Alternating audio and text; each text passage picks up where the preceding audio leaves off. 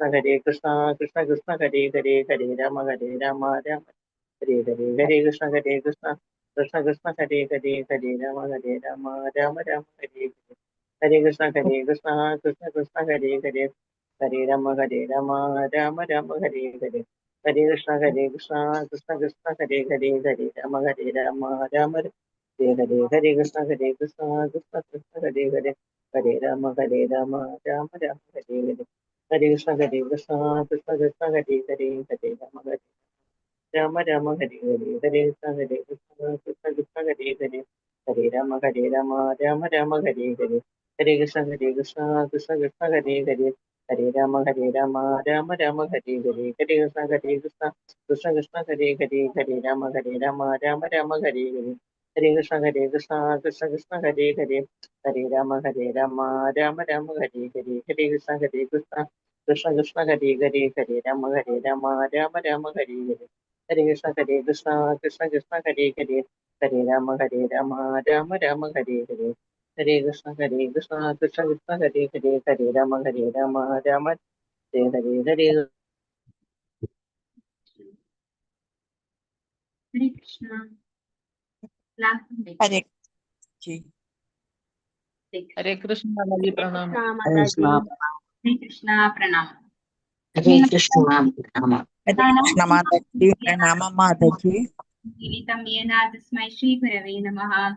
श्री चैतन्य मनोभीष्टं स्थापितं येन भूतले स्वयं रूपकथां नित्यं ददाति स्वपदान्तिकम्। वन्देऽहं श्रीगुरो श्रीयुतपथकमलं श्रीगुरून् वैष्णवांश श्रीरूपं सागरजातं सह गणरघुनाथान्वितं तं सजीवं साद्वैतं सावधूतं परिजनसहितं कृष्णचैतन्यदेवं श्रीराधा कृष्णपादान् सह गणललिता श्रीविशाखान्वितांश्च नमो विष्णुपादाय कृष्णपृष्ठाय भूतले श्रीमते भक्तिवेदान्त स्वामिनि इति नामिने नमस्ते सारस्वते देवे गौरवाणी प्रचारिणे निर्विशेष शून्यवादी पाश्चात्य देशकारिणे वाञ्छाकल्पतरुभ्यश्च कृपा सिन्धुभ्येव च पतितानां पावनेभ्यो वैष्णवेभ्यो नमो नमः। हे कृष्णा करुणा सिन्धो दीनबन्धो जगत्पते गोपेश गोपिका कान्ता राधा कान्ता नमोस्तुते। सप्तकाञ्चन गौराङ्गी राधे वृन्दावनेश्वरी वृषभानुसुते देवी प्रणमामि हरिप्रिये। जय श्री कृष्ण चैतन्य प्रभु नित्यानंद श्री अद्वैत गदाधर श्रीवासादि गौर भक्त वृंद। हरे कृष्णा कृष्ण कृष्ण हरे हरे हरे राम राम राम हरे हरे। ഹരേ കൃഷ്ണ ശ്രീരാധ ഗോവിന്ദ് മന്ദിർ ഇസ്കോൺ ബാംഗ്ലൂരിന്റെ ഷോർട്ട് ഭാഗവതം ക്ലാസ്സിലേക്ക് എല്ലാ ഭക്തന്മാർക്കും സ്വാഗതം. ഓം നമോ ഭഗവതേ വാസുദേവായ ഓം നമോ ഭഗവതേ വാസുദേവായ ഓം നമോ ഭഗവതേ വാസുദേവായ നിഗമകൽപതരോർഗളിതം ഫലം ശുദ്ധമുഖാദവൃതദ്രവ സംയുതം പിബത ഭാഗവതം രസമാലയം മുഹുരഹോ രസികാ ഭുവി ഭാവുകാഃ നാരായണം നമസ്കൃത്യ നരം ചൈവ നരോത്തമം ദേവീം സരസ്വതീം വ്യാസം തതോ ജയമുദീരയേത് നഷ്ടപ്രായേഷു ഭദ്രേഷു നിത്യം ഭാഗവത സേവയാ ഭഗവതുത്തമ ശ്ലോകേ ഭക്തിർഭവതി നൈഷ്ഠികീം കൃഷ്ണായ വാസുദേവായ ദേവകീ നന്ദനായ ച നന്ദഗോപകുമാരായ ഗോവിന്ദായ നമോ നമഃ. ഹരേ കൃഷ്ണ മദേകബന്ധോ മത്സംഗിൻ മദ്ഗുരോ മന്മഹാതന അന്നിഷ്ടാരകമദ്ഭാഗ്യമദാനന്ദാനമോസ്തുതേ ശ്രീമദ് ഭാഗവതം കീജെ ശ്രീ ശ്രീമദ് ഭാഗവതം സ്കന്ധം 1 അധ്യായം 18. പരീക്ഷിത് മഹാരാജാവ് ബ്രാഹ്മണ കുമാരനാൽ ശപിക്കപ്പെടുന്നു. ശ്ലോകം 4. ഓം നമോ ഭഗവതേ വാസുദേവായ നോത്തമ ശ്ലോകവാർത്താനാം ജുഷതാം തത്കഥാമൃതം സ്യാത് സംഭ്രമോദകാലേപി സ്മരതാം തത്പദാംബുജം. ഹരേ കൃഷ്ണ. ഓം നമോ ഭഗവതേ വാസുദേവായ ഓം നമോ ഭഗവതേ വാസുദേവായ നോത്തമ ശ്ലോകവാർത്താനാം ജുഷതാം തത്കഥാമൃതം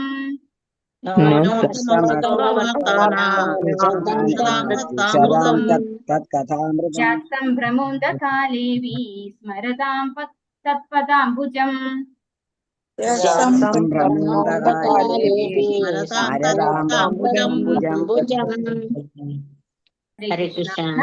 ഒരിക്കലുമില്ല ഉത്തമ ശ്ലോക. വേദമന്ത്രങ്ങളാൽ പ്രകീർത്തിക്കപ്പെടുന്ന പരമദിവ്യോത്തമ പുരുഷൻ.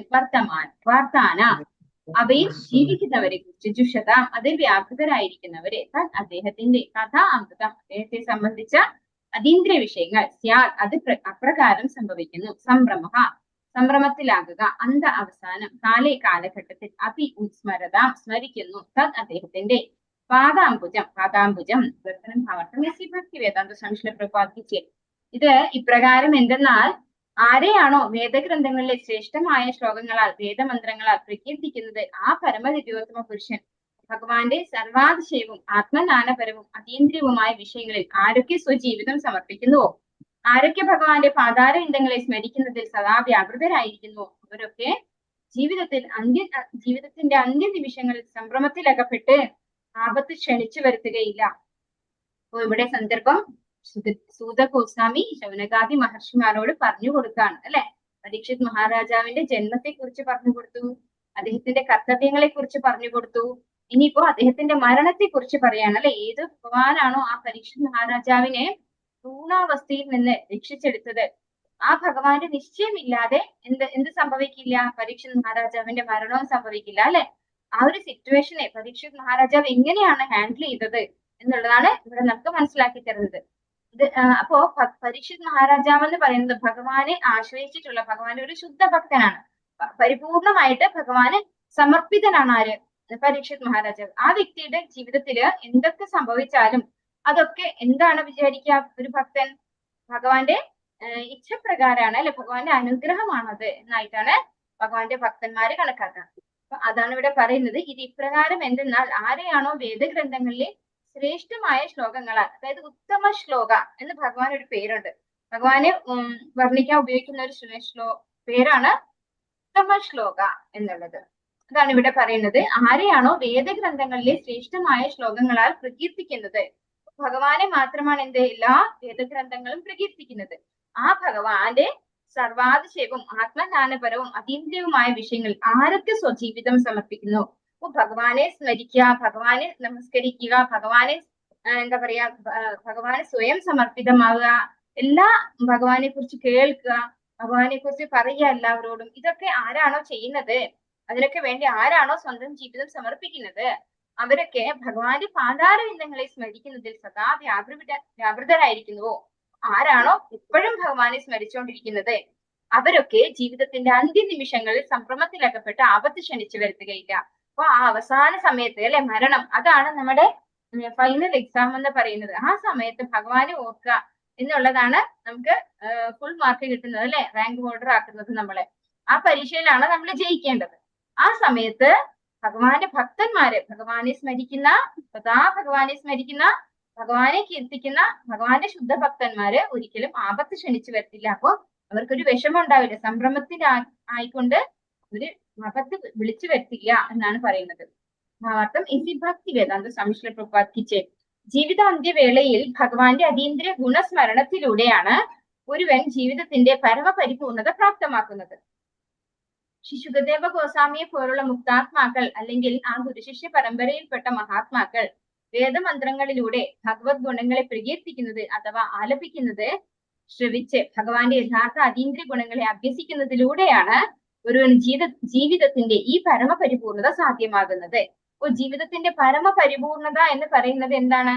ഭഗവാനെ സ്മരിക്കുക. ആ സമയത്ത്, അതായത് മരിക്കുന്ന സമയത്ത് ഭഗവാനെ സ്മരിക്കുക.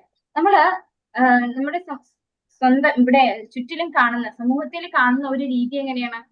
നമ്മൾ ജീവിച്ചിരിക്കുമ്പോൾ ഏറ്റവും നല്ല സുഖമായിട്ട് ജീവിക്കുക, എല്ലാം നമുക്ക് സന്തോഷം മാത്രം കിട്ടുക, എപ്പോഴും ചിരിച്ചുകൊണ്ടിരിക്കുക അല്ലെ, വീട്ടിൽ ഒരു പ്രശ്നങ്ങളില്ലാണ്ടിരിക്കുക, എല്ലാ സാമ്പത്തികവും ഒക്കെ ഭദ്രമായിട്ടിരിക്കുക, മക്കളൊക്കെ നല്ല സുന്ദരന്മാരും സുന്ദരിമാരും ആയിട്ടിരിക്കുക, അതുപോലെ അവരൊക്കെ നല്ല എഡ്യൂക്കേറ്റഡ് ആയിട്ടിരിക്കുക, അവരൊക്കെ നല്ല ഹൈ എന്താ പറയാ ജോബിലിരിക്കുക.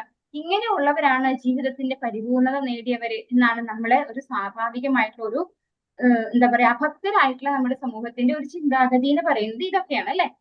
എല്ലാ സുഖ സൗകര്യങ്ങളിലും ആസ്വദിച്ച് ജീവിക്കുന്നവരാണ് പരിപൂർണരായിട്ടുള്ളവരെന്ന്. പക്ഷെ അവർ പരിപൂർണരാണോ എന്ന് നമുക്ക് എങ്ങനെ അറിയാൻ പറ്റുക? അവർ മരിക്കുന്ന സമയത്ത് എല്ലാവരുടെയും ടാർഗറ്റ് ഓഫ് ലൈഫ് എന്ന് പറയുന്നത് എന്താണ്?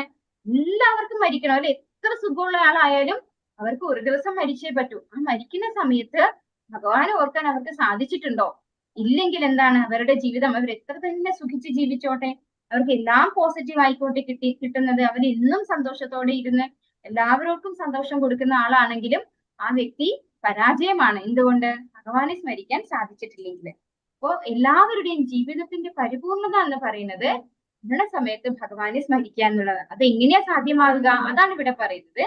ശ്രീ സുഖദേവ ഗോസ്വാമി പോലുള്ള മുക്താത്മാക്കൾ അല്ലെങ്കിൽ ഗുരുശിഷ്യ പരമ്പരയിൽപ്പെട്ട മഹാത്മാക്കൾ വേദമന്ത്രങ്ങളിലൂടെ ഭഗവത് ഗുണങ്ങളെ പ്രകീർത്തിക്കുന്നത് അഥവാ ആലപിക്കുന്നത് ശ്രവിച്ച് ഭഗവാന്റെ യഥാർത്ഥ അതീന്ദ്രിയ ഗുണങ്ങളെ അഭ്യസിക്കുന്നതിലൂടെയാണ് ഒരുവന്റെ ജീവിതത്തിന്റെ ഈ പരിപൂർണത സാധ്യമാകുന്നത്. അല്ലാതെ നമ്മൾ ഇന്നും സുഖമായിട്ടിരിക്കുകയും ഭൗതികമായ മാത്രം കാര്യങ്ങൾ ചെയ്യും, ഭഗവാന്റെ ഭക്തിയുടെ സേവനം ചെയ്യാതിരിക്കുകയും ചെയ്തു കഴിഞ്ഞാൽ ആർക്കും എന്ത് കിട്ടില്ല? ഈ പറഞ്ഞൊരു പരിപൂർണത കിട്ടില്ല. ഏതെങ്കിലും മാനസിക ഊഹാപോഹക്കാരനിൽ നിന്നും വേദമന്ത്രങ്ങൾ ശ്രമിക്കുന്നതിൽ യാതൊരു നേട്ടവുമില്ല. ഇപ്പോൾ അതേ വേദമന്ത്രോച്ചാരണങ്ങൾ യഥാർത്ഥമായി ആത്മസാക്ഷാത്കാരം സിദ്ധിച്ച വ്യക്തിയിൽ നിന്നും ശ്രമിച്ച് സേവനത്തിലൂടെയും സമർപ്പണത്തിലൂടെയും യഥോചിതം മനസ്സിലാക്കുന്നുവോ അപ്പോൾ സർവ്വതും സ്പഷ്ടമാകും. അപ്പോ നമ്മൾ കേൾക്കുന്നതും ആരിൽ നിന്നായിരിക്കണം? ഭഗവാന്റെ ഭക്തന്മാരിൽ നിന്നായിരിക്കണം. ഭഗവാന്റെ അതായത് നമ്മുടെ ഗുരുശിഷ്യ പരമ്പരയിലൂടെയുള്ള ഭഗവാന്റെ യഥാർത്ഥ ഭക്തന്മാരിലൂടെ ഭഗവാനെ കുറിച്ച് ശ്രവിക്കാൻ നമ്മൾ പ്രത്യേകം ശ്രദ്ധിക്കണം. കാരണം രണ്ടു പേരിൽ നിന്നും കേൾക്കുന്നത് ഒരേ കാര്യമായിരിക്കും, പക്ഷെ ഇമ്പാക്ട് എന്ന് പറയുന്നത് അത് ഡിഫറെന്റ് ആണ് അല്ലെ. ഭഗവാന്റെ ശുദ്ധ ഭക്തന്മാരിലൂടെ ഭഗവാനെ കുറിച്ച് കേൾക്കുമ്പോൾ നമുക്ക് ഭഗവത് ഭക്തിയാണ് ഉണ്ടാവുക. ആ വ്യത്യാസം നമുക്ക് മനസ്സിലാക്കാൻ പറ്റും, അതായത് എക്സ്പീരിയൻസ് ചെയ്യാൻ പറ്റും.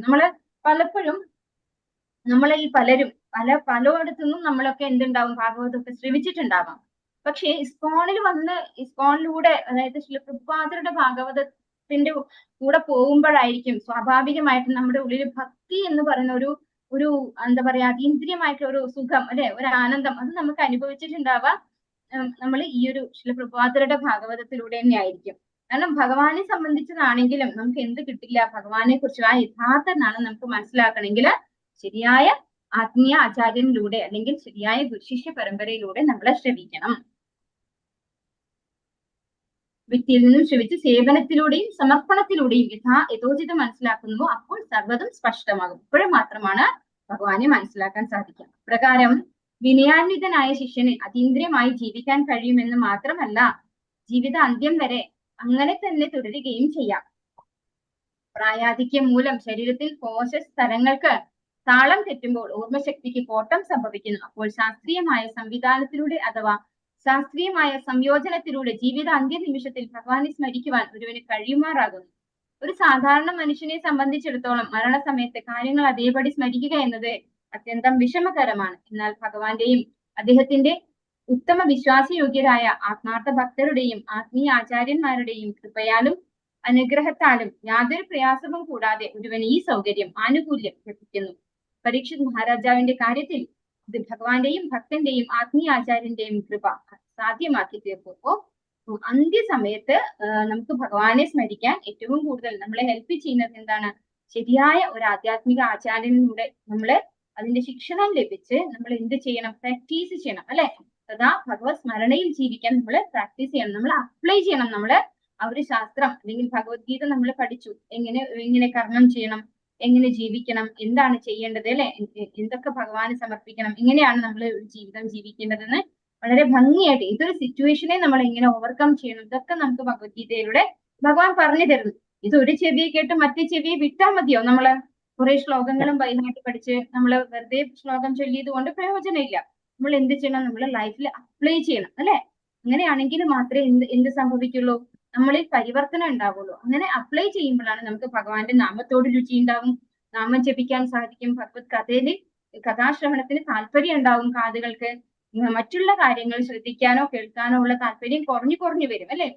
ഒന്നിലുള്ള താല്പര്യം കൂടുമ്പോൾ മറ്റൊന്നിലുള്ള താല്പര്യം കുറയും. അതുപോലെ ഭഗവാന്റെ കാര്യങ്ങൾ കേൾക്കാൻ കൂടുതൽ താല്പര്യം ഉണ്ടാവും. അപ്പൊ ഇത് ഇങ്ങനെയാണ് ലഭിക്കുന്നതെന്നാണ് ഇവിടെ പറയുന്നത്. ഭഗവാന്റെയും ഭക്തന്റെയും ആത്മീയ ആചാര്യന്റെയും കൃപയാലാണിത് സാധ്യമാക്കി തീരുന്നത് എന്നാണ് പറയുന്നത്. അപ്പോൾ യഥാർത്ഥ ഗുരുശിഷ്യ പരമ്പരയിലൂടെ നമ്മള് ഭഗവാനെ കുറിച്ച് ശ്രദ്ധിക്കാൻ പ്രത്യേകം ശ്രദ്ധിക്കണം. അതുപോലെ എന്താണോ ഭഗവത്ഗീതയിൽ ഭഗവാൻ പറഞ്ഞു തന്നിരിക്കുന്നത് അത് നമ്മൾ അപ്ലൈ ചെയ്യണം അല്ലെ.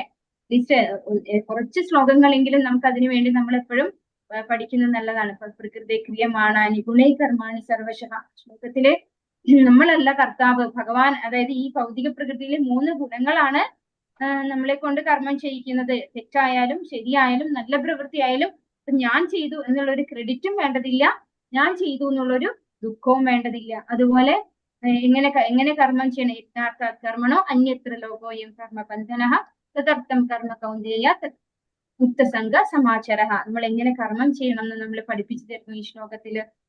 പിന്നെ ഒരു ഇമ്പോർട്ടന്റ് ശ്ലോകം എങ്ങനെയാണ് നമ്മൾ സമദർശിന അല്ലെ വിദ്യാവിനയ സമ്പന്നേ ബ്രാഹ്മണേക വിഹസ്തിനി ശുനിചൈവ പണ്ഡിത സമദർശിന. അങ്ങനെ ഭഗവത്ഗീതയിൽ നമ്മൾ അപ്ലൈ ചെയ്യേണ്ട ശ്ലോകങ്ങളുണ്ട്. അത് വെച്ച് നമ്മൾ അപ്ലൈ ചെയ്യണം, നമ്മളെ ലൈഫിൽ അപ്ലൈ ചെയ്യണം. അപ്പോഴാണ് നമുക്ക് യഥാർത്ഥത്തിലുള്ള ആ ഒരു എന്താ പറയാ ഗുരു ശിഷ്യ പരമ്പരയിലൂടെ ആ ഒരു പവർഫുൾ ആയിട്ട് ഭഗവാനെ കുറിച്ച് അറിയാൻ സാധിക്കുക. നമോ ഭഗവതേ വാസുദേവായ താവത് കലിർന പ്രഭവേ പ്രവിഷ്ടോപീഹ സർവതഃ യാവദീശോ മഹാനുർവ്യാം അഭിമന്യവ ഏകരാട്.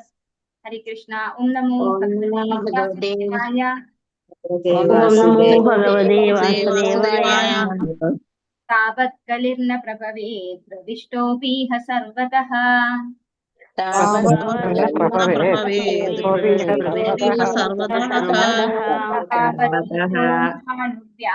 അഭിമന്യവ ഏകരാട്.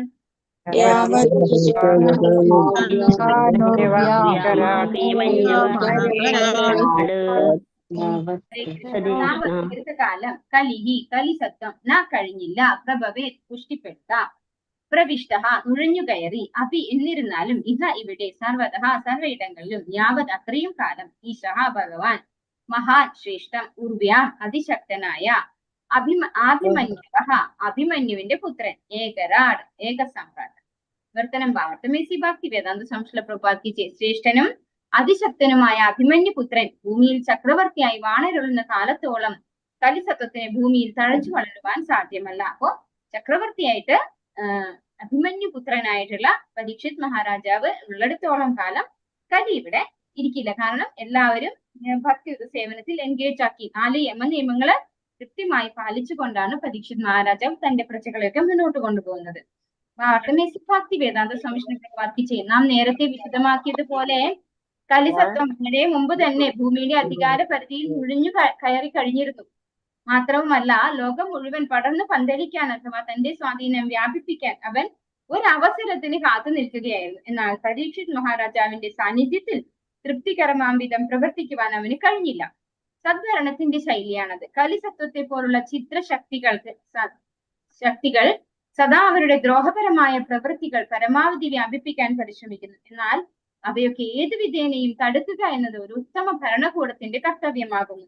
പരീക്ഷിത് മഹാരാജാവ് കലിസത്വത്തിന് വസിക്കുവാൻ മുമ്പേ തന്നെ സ്ഥലങ്ങൾ അനുവദിച്ചു നൽകിയെങ്കിലും കലിസത്വത്തിന്റെ സ്വാധീനത്തിൽ പ്രജകൾ അകപ്പെടാനുള്ള യാതൊരു അവസരവും അദ്ദേഹം നൽകിയില്ല. അപ്പോ 5 ദിക്കില് സ്റ്റേ ചെയ്യാൻ വേണ്ടിയിട്ട് കലിക്ക് ഭഗവാനല്ല പരീക്ഷിത് മഹാരാജാവ് അനുവാദം കൊടുത്തു. പക്ഷെ അതിന് പ്രചരിക്കാൻ അല്ലെങ്കിൽ അതിന് എന്താ പറയാ തന്റെ തെറ്റായ പ്രവൃത്തി ദുർനടപടികളൊക്കെ വ്യാപരിപ്പിക്കാൻ സാധിച്ചില്ല. കാരണം പരീക്ഷിത് മഹാരാജാവ് അതിനൊരു അവസരം നൽകിയില്ല. എല്ലാവരെയും ഭക്തന്മാരായി തന്നെ ഒരു രാജാവ് ഭരിക്കുന്ന രാജ്യത്ത് എല്ലാവരെയും ഭക്തന്മാരായി തന്നെ കൊണ്ടു നടക്കുമ്പോൾ അവിടെ എന്തുണ്ടാവില്ല? ഈ കലിയുടെ പ്രഭാവം ഉണ്ടാവില്ല അല്ലെ. അപ്പൊ ഇന്നത്തെ കാലത്ത് ഈ കലി പ്രഭാവം കൂടുതൽ കാണാൻ കാരണം നമ്മുടെ രാഷ്ട്രം ഭരിക്കുന്ന ആളുകൾ അല്ലെ, അവരൊക്കെ തെറ്റായ രീതിയിൽ രാഷ്ട്രം ഭരിക്കുന്നത് കൊണ്ടും ഭക്തന്മാരാക്കാൻ ആരെയും ഭക്തിയിലേക്ക് കൊണ്ടുവരാൻ പ്രോത്സാഹിപ്പിക്കുന്ന രീതിയിലുള്ള ഒരു ഭരണം അല്ലാത്തത് കൊണ്ടുമാണ് നമുക്ക് ഇവിടെ പ്രോബ്ലംസ് കൂടുന്നത്, അല്ലെങ്കിൽ കലിയുടെ പ്രഭാവം കൂടി വരുന്നത്.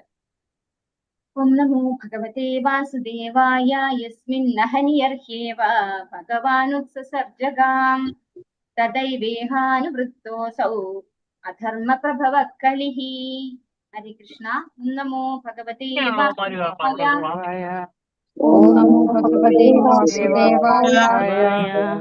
യസ്മിന്നഹനിയർഹ്യേവ ഭഗവാനുത്സസർജഗാം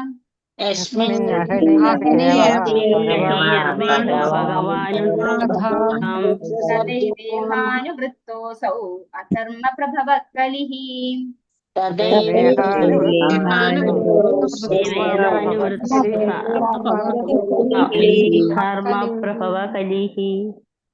യസ്മിൻ അഹനി അതേ ദിവസത്തിൽ യർഹിയേവ ആ നിമിഷത്തിൽ ഭഗവാൻ പരമദിവ്യോത്തമ പുരുഷൻ ഉത്സസർജ ഉപേക്ഷിച്ചു ഗാം ഭൂമി തഥാ ആ വേളയിൽ ഏവ നിശ്ചയമായി ഇഹ ഈ ലോകത്തിൽ അനുവർത്തിച്ചു അസൗ അവൻ അധർമ്മം പ്രഭവ ത്വരിപ്പിക്കുന്നു കലിഹി കലിസത്വം.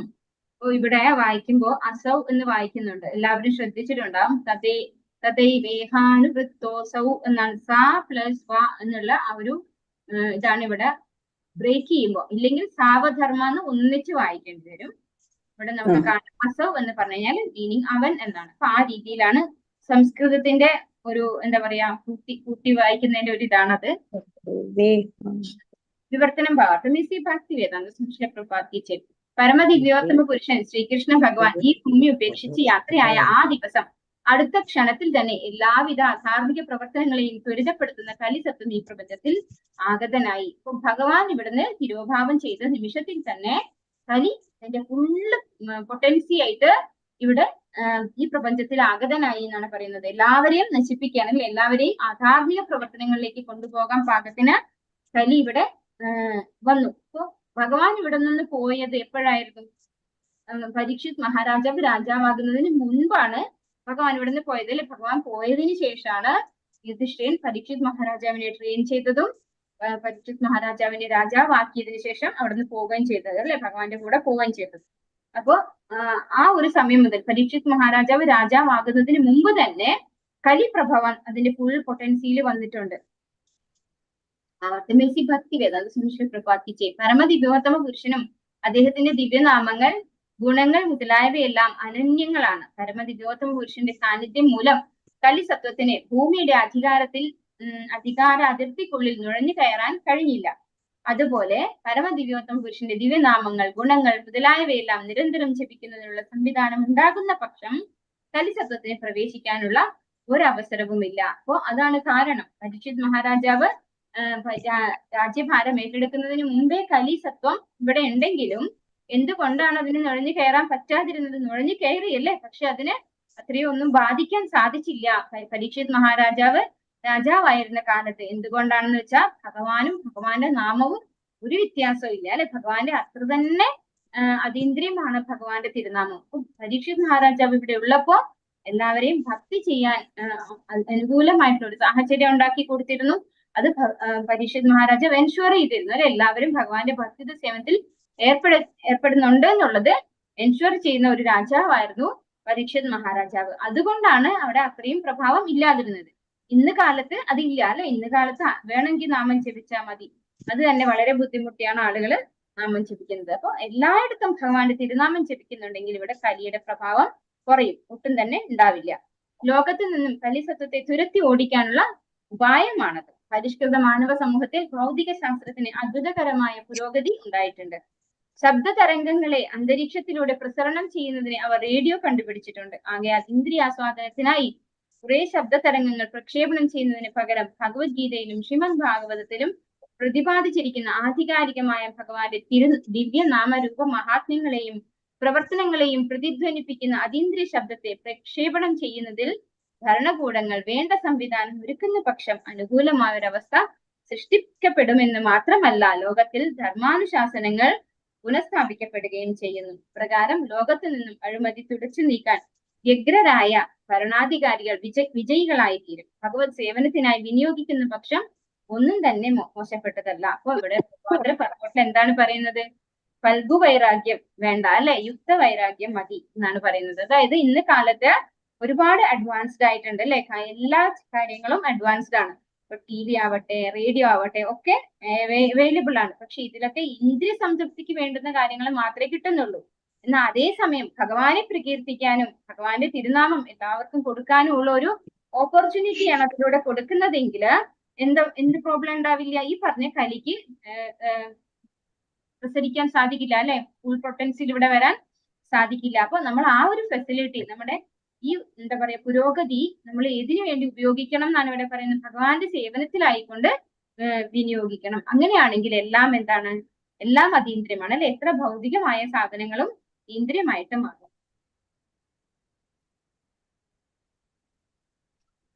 നമോ ഭഗവതേ വാസുദേവായ നാനുദ്വേഷ്ടി കലിം സമ്രാട് സാരംഗ ഇവ സാരഭുക് കുശലാന്യാസു സിദ്ധ്യന്തി നേതരാണി കൃതാനി യത്. നമോ ഭഗവതേ വാസുദേവായ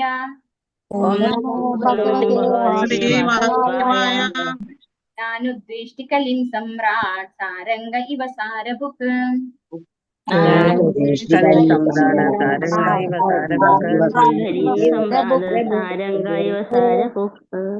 കുശലാന്യാശു സിദ്ധ്യന്തി നേതരാണി കൃതാനി യത്. കുശലാനി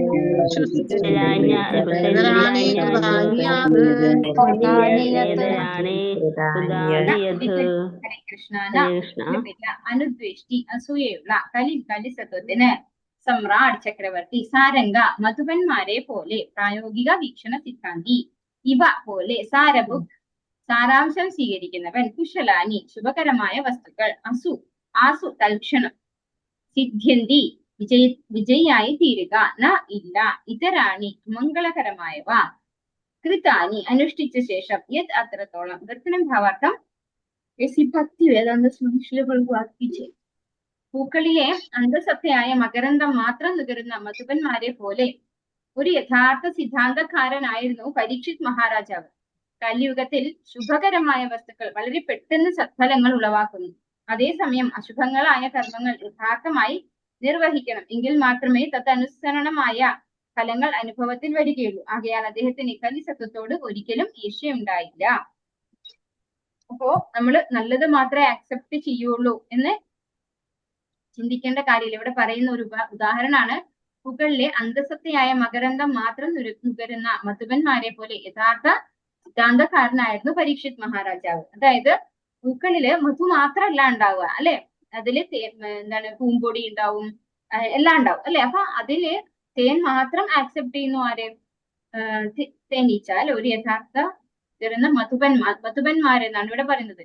ഈച്ചകള് അതുപോലെ ബട്ടർഫ്ലൈസ് ഇതൊക്കെ എന്താണ് ഇതിന് എടുക്കുന്നത്? തേൻ മാത്രമാണ്. അപ്പൊ ഈ തേൻ മാത്രം നുകരുന്ന ആ ഒരു തേനീച്ചയെ പോലെ ആയിരുന്നു പരീക്ഷിത് മഹാരാജാവ് എന്നാണ് പറയുന്നത്.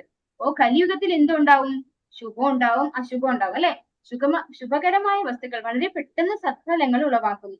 അതേസമയം അശുഭങ്ങളായ കർമ്മങ്ങൾ യഥാർത്ഥമായി നിർവഹിക്കണം. അപ്പോ അശുഭങ്ങളായതിനെ തീരെ എലിമിനേറ്റ് ചെയ്യാൻ നമുക്ക് സാധിക്കില്ല. ഇങ്ങനെയാണെങ്കിൽ പരീക്ഷിത് മഹാരാജാവിനെ കലിസത്വത്തെ വധിക്കാമായിരുന്നു അല്ലെ. പക്ഷെ വധിക്കല്ല, കലിസത്വത്തിനും ഇരിക്കാൻ ഒരു ഇരിപ്പിടം കൊടുക്കുകയാണ് ആര് ചെയ്തത്? പരീക്ഷിത് മഹാരാജാവ്. അപ്പൊ പക്ഷെ അതിനെ നല്ല രീതിയിൽ വർക്ക് ചെയ്യിപ്പിക്കാൻ അല്ലെങ്കിൽ നല്ല രീതിയിൽ അതിനെ ഉപയോഗിക്കാൻ ആർക്ക് സാധിച്ചിട്ടുണ്ട്? പരീക്ഷിത് മഹാരാജാവിന് സാധിച്ചിട്ടുണ്ട്. അതുകൊണ്ട് തന്നെ കലിപുരുഷനോട് അല്ലെങ്കിൽ കലിസത്വത്തോട് പരീക്ഷിത് മഹാരാജാവിന് ഒരു ഈർഷ്യം ഉണ്ടായില്ല എന്നാണ് ഇവിടെ പറയുന്നത്.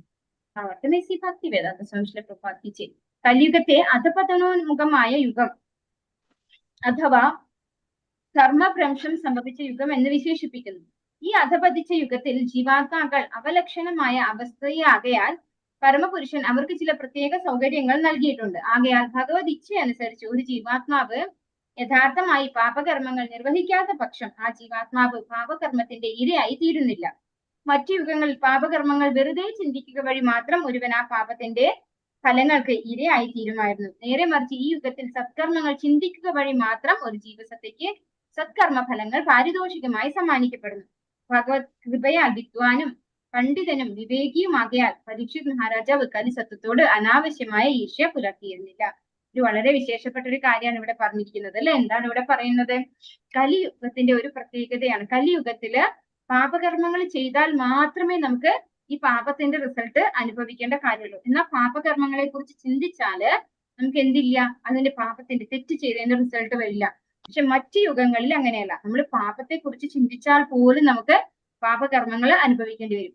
പിന്നെ വേറൊരു പോസിറ്റീവ് എന്താണ്? കലിയുഗത്തില് നമ്മള് നല്ല കാര്യങ്ങള് സത്കർമ്മങ്ങൾ ചെയ്യണമെന്ന് കർമ്മം ചെയ്തില്ല, പക്ഷെ ചിന്തിച്ചാൽ അതിന്റെ റിസൾട്ട്, ആ സത്കർമ്മം ചെയ്തതിന്റെ റിസൾട്ട് നമുക്ക് കിട്ടും. അപ്പൊ നമുക്ക് കയ്യിൽ പൈസ ഇല്ല, പക്ഷെ ഒരാൾക്ക് ദാനം കൊടുക്കണം, ഒരു വൈഷ്ണവന് ദാനം കൊടുക്കണം. അപ്പൊ മനസ്സുകൊണ്ട് നമുക്ക് ദാനം കൊടുത്താല് നമ്മൾ ശരിക്കും ദാനം കൊടുത്തതിന്റെ റിസൾട്ട് നമുക്ക് കിട്ടും കലിയുഗത്തില്.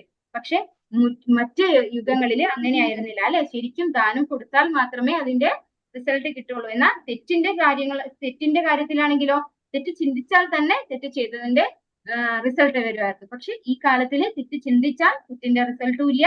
ദാനം ചെയ്യുന്നതിനെ കുറിച്ച് അല്ലെങ്കിൽ സത്കർമ്മങ്ങൾ ചെയ്യുന്നതിനെ കുറിച്ച് ചിന്തിച്ചാൽ മാത്രം മതി നമുക്ക് അതിന്റെ ഫലം നമുക്ക് കിട്ടുകയും ചെയ്യും. അങ്ങനെ ഒരു മഹത്തായ ഒരു കാര്യം കലിയുഗത്തിൽ ഉണ്ടെന്നാണ് പറയുന്നത്. അപ്പോ കലിസത്വത്തിനോട് ആർക്ക് ഈർഷ്യ തോന്നിയില്ല?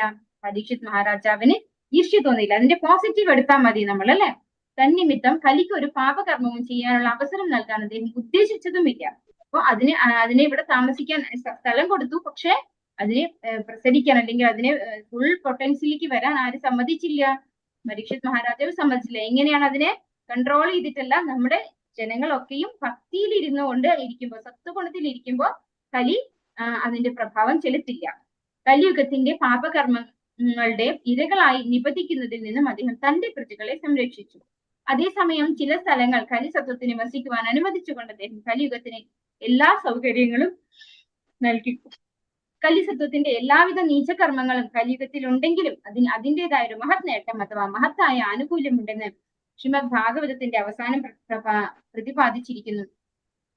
അതായത് ഭഗവാന്റെ ദിവ്യനാമ ജപത്തിലൂടെ മാത്രം ഒരുവന് അനായാസേന മോക്ഷം പ്രാപ്തമാക്കാൻ സാധ്യമാണ്. ആകയാൽ പരീക്ഷിത് മഹാരാജാവ് ഭഗവാന്റെ ദിവ്യനാമ ജപ പ്രചരണത്തിനായി ഒരു കൂട്ടായ യത്നത്തിന് രൂപം നൽകി. അപ്രകാരം അദ്ദേഹം കലിയുടെ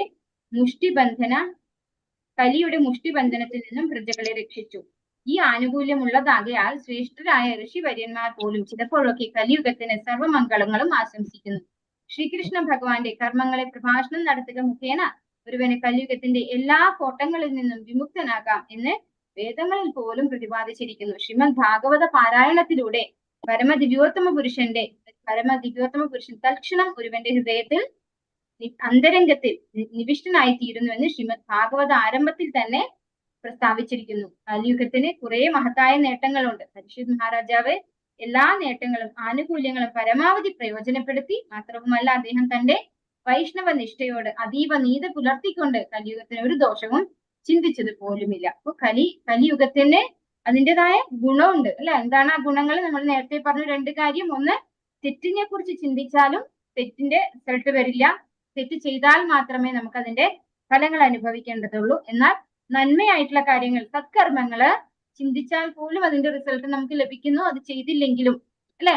അപ്പൊ അതുപോലെ ഭഗവാന്റെ തിരുനാമം ജപിക്കുന്നതിലൂടെ മാത്രം ഒരാൾക്ക് മുക്തി അല്ലെങ്കിൽ മോക്ഷം പ്രാപ്തമാകും കലിയുഗത്തില് എന്നാണ് പറയുന്നത്. വളരെ എളുപ്പത്തില് മോക്ഷം ലഭിക്കാൻ പറ്റിയ ഏറ്റവും നല്ല യുഗമാണ് കലിയുഗം എന്നാണ് പറയുന്നത്. കാരണം ഒരുപാട് പ്രോബ്ലംസ് കലിയുഗത്തിൽ ഉണ്ടാവും. പക്ഷെ അപ്പോഴും ഭഗവാന്റെ തിരുനാമം ജപിക്കാൻ നമുക്ക് സാധിച്ചിട്ടുണ്ടെങ്കിൽ അത് മാത്രം മതി നമുക്ക് ഈ ഒരു ജനന ചക്രത്തിൽ നിന്ന് പുറത്തു കടക്കാൻ എന്നാണ് പറയുന്നത്. അപ്പോ പരീക്ഷിത് മഹാരാജാവ് അതിന്റെ പോസിറ്റീവാണ് കൂടുതലായിട്ട്. അതാണ് ഇവിടെ ഉദാഹരണമായിട്ട് പറഞ്ഞിരിക്കുന്നത്. തേനീച്ച അതിന് തേൻ മാത്രം എടുക്കുന്നത് പോലെ, ഒരു പൂമ്പടിയോ മറ്റൊന്നും അതിന് എടുക്കില്ല അല്ലെ. ഒരു പൂവിൽ നിന്ന് തേൻ മാത്രം എടുക്കുന്നത് പോലെ പരീക്ഷിത് മഹാരാജാവ് കലിയുഗത്തിന്റെ നന്മ മാത്രം സ്വീകരിച്ചുകൊണ്ട് അതിനെ ആക്സെപ്റ്റ് ചെയ്യാണ് ചെയ്തത്. കലിയെ തീർത്തും അവഗണിക്കോ നിന്ദിക്കോ അല്ലെങ്കിൽ അതിനോട് ഈർഷ്യോ ഒന്നും ആര് കാണിച്ചില്ല? പരീക്ഷിത് മഹാരാജാവ് കാണിച്ചില്ല. പക്ഷെ അതിലെ നന്മകൾ മുഴുവൻ പരീക്ഷിത് മഹാരാജാവ് പ്രയോജനപ്പെടുത്തി എന്നാണ് പറയുന്നത്. അങ്ങനെ പരീക്ഷിത് മഹാരാജാവ് അവസാന നിമിഷം എന്താണ് ഭാഗവത ശ്രവണത്തിലേക്കായിട്ട് ഇൻവോൾവ് ചെയ്യാനും പരീക്ഷിത് മഹാരാജാവിന് സാധിച്ചു അല്ലെ. കലിയുഗത്തിലായിരുന്നു പരീക്ഷിത് മഹാരാജാവ് എങ്കിലും കലിയുടെ ഗുണങ്ങൾ മാത്രം, അതിന്റെ എന്താ പറയാ പോസിറ്റീവ്സ് മാത്രം ആക്കി കിട്ടി പരീക്ഷിത് മഹാരാജാവിന് ലഭിച്ചു. കൃഷ്ണ വാഞ്ചാകൽപതരുഭ്യശ്ച കൃപാ സിന്ധുഭ്യേവ ച പതിതാനാം പാവനേഭ്യോ വൈഷ്ണവേഭ്യോ നമോ നമഃ. അനന്തകോടി വൈഷ്ണവ की जय, श्री प्रभुपाद की जय, निताय गौर प्रेमानंदे. हरि हरि बोल. हरे कृष्णा. सर्वं श्री कृष्णार्पणमस्तु.